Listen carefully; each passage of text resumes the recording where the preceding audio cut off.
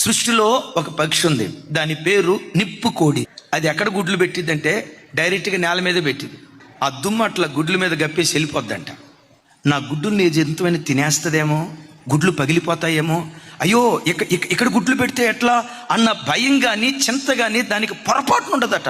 ఒక కాలంలో పిల్లలు అమ్మ ఆకలంటే అమ్మ ఎక్కడున్నా పరిగెత్తుకుంటా వచ్చి వాడికి అన్నం తినిపించడమే, తన చేత్తో గోరు మొదలు తినిపించడమే ఆ తల్లి ఎంత మురిసిపోయేదో.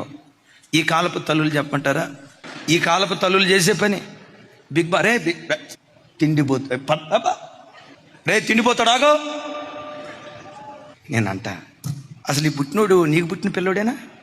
కన్న కొడుకు వచ్చి అమ్మ ఆకలి అమ్మ ఆకలి అమ్మ ఆకలి అంటే ఫోన్తో ఆడుకుంటున్నావంటే నీలాంటి దానికి దేవుడు పిల్లల్నిచ్చి తప్పు చేసాడేమో, జాగ్రత్త.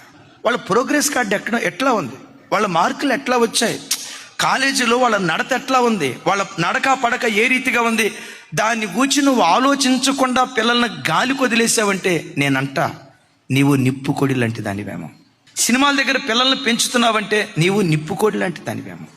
చూడకూడని అపవిత్రమైన వాటిని నువ్వు చూస్తూ పిల్లలు కూడా చూసేటట్లుగా పురికొల్పుతూ వాళ్ళని ఆ స్థలంలో పెంచుతున్నావంటే నీవు కూడా నిప్పుకోడిలాగా ధూళిలో పిల్లల్ని పెంచే కఠినమైన తల్లివేమో. తస్మాత్ జాగ్రత్త. పక్షిరాజు శంకుపుడి కొంగ నా పిల్లల్ని దుష్టుడు ముట్టకూడదని ఎవ్వరూ ఎక్కలేనంత ఎత్తైన స్థలములో గూటిని కట్టుకుంటాయట. ఈ కాలపు తండ్రులు ఉన్నారు, పిల్లలు అక్కడ చదువుకుంటానే ఉంటారు, భార్య ఎక్కడ ఉంటుంది, యువతల పక్క గదిలో ఇంకొక ఆవిడతో ఎవరితోనో చాటింగ్ చేస్తాడు. మీకు తెలుసా? మీ పిల్లలు మిమ్మల్ని చదువుతారు, ఆ తర్వాత నిన్ను చూసి నీ అడుగుజాడలను వాడు వెంబడిస్తాడు, ఆ తర్వాత నువ్వు తలబాదుకున్నా వాడు సెట్టిగాడు. హృదయం పవిత్రంగా ఉంటే పిల్లలను చూడుతుంటే నా పిల్లలు నా పిల్లలు తప్ప నాకు ఇంకో ప్రపంచం ఏముంది, నా భర్త తప్ప నాకు ఇంకొక ప్రపంచం ఏముంది, ఇంకొకరితో చాటింగ్ చేయటమా?